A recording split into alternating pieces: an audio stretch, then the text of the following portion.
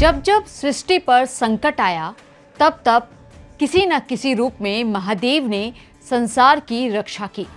लेकिन क्या आप जानते हैं, एक बार ऐसा भी वक्त आया था जब पूरी सृष्टि विनाश के कगार पर पहुंच गई थी। देवता परेशान थे, असुर भी भयभीत थे और किसी के पास उस संकट का समाधान नहीं था। समुद्र मंथन से निकला था ऐसा भयंकर विष जिसकी एक बूंद भी संसार को खत्म कर सकती थी। तभी कैलाश से उठे महादेव। बिना अपने बारे में सोचे उन्होंने वो जहर अपने कंठ में धारण कर लिया। जहर का असर हुआ तो महादेव का कंठ नीला पड़ गया और तभी उन्हें नाम मिला नीलकंठ। आखिर क्या था वो हलाहल विष? समुद्र मंथन क्यों किया गया था और महादेव ने आखिर क्यों अपने कंठ में विष को रोक लिया? सावन के इस खास मौके पर जानिए नीलकंठ महादेव की पूरी कहानी।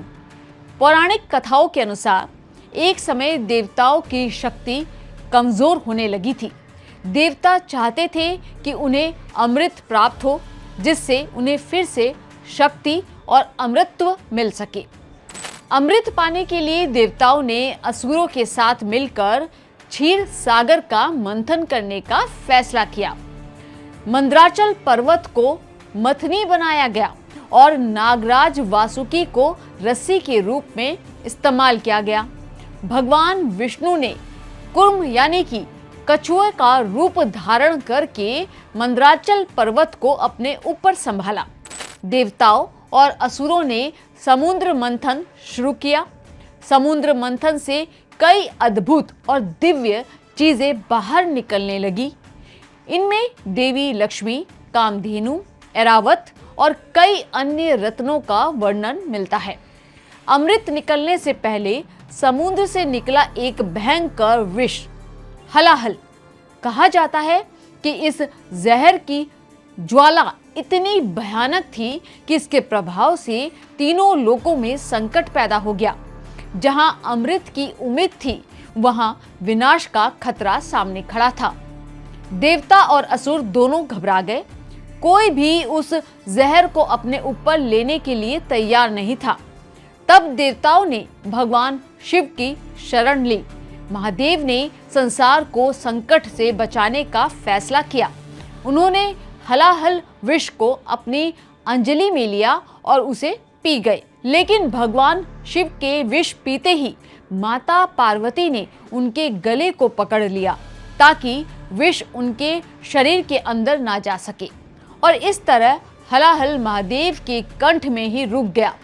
विष के प्रभाव से भगवान शिव का कंठ नीला पड़ गया और तभी उन्हें नाम मिला नीलकंठ महादेव। कहा जाता है कि हलाहल की गर्मी को शांत करने के लिए देवताओं और भक्तों ने भगवान शिव पर जल अर्पित किया। यही वजह है कि शिव पूजा में जलाभिषेक को खास महत्व दिया जाता है। सावन के महीने में तो भगवान शिव के जलाभिषेक की परंपरा और भी खास मानी जाती है। भक्त शिवलिंग पर जल और गंगा जल चढ़ाते हैं, बेलपत्र अर्पित करते हैं और ओम नमः शिवाय का जाप भी करते हैं। हालांकि अलग अलग परंपराओं में पूजा की विधि और मान्यताएं अलग हो सकती हैं, लेकिन नीलकंठ महादेव की इस कथा का महत्व सिर्फ एक पौराणिक कहानी तक सीमित नहीं है। यह कथा हमें त्याग और धैर्य का संदेश भी देती है।